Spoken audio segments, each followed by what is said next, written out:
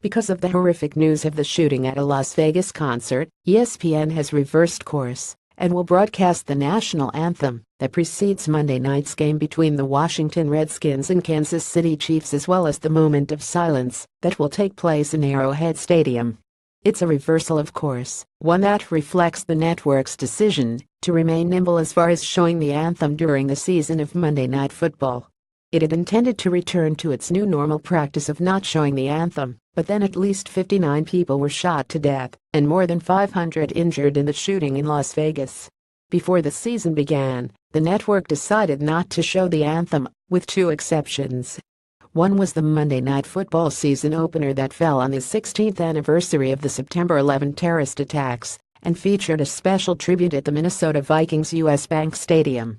And then last week, after protests popped up across the country in response to tweets and comments by President Trump, ESPN pivoted to carrying the anthem preceding the Dallas Cowboys game against the Arizona Cardinals. Cameras captured Cowboys owner Jerry Jones taking a knee along with coaches and players, then rising and standing with arms linked for the anthem.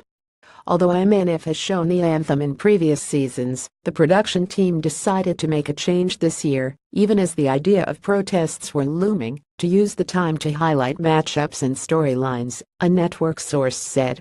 The network did not carry the anthem preceding the September 18 game between the Detroit Lions and New York Giants. ESPN had promised to do our due diligence as far as protests and coverage were concerned, producer Jay Rothman said last month, and clearly the change of heart Monday is part of that. ESPN's practice is in keeping with those of Fox and CBS, which do not carry the anthem before their 1 p.m. EDT regional telecasts. An exception was made before the games of Week 3, with protests everywhere, by Fox, CBS, NBC, the NFL Network and Direct. But on Sunday, Fox reverted back to form, carrying only the anthem and God Save the Queen before the 9:30 a.m. game in London. The New Orleans Saints took a knee, then rose and linked arms for the anthem as 3 Miami Dolphins players remained kneeling.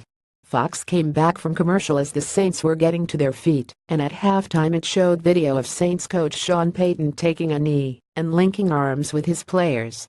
As is standard procedure, regionalized coverage of NFL games airing on Fox this Sunday will not show the national anthem live, Fox had announced in a statement Sunday.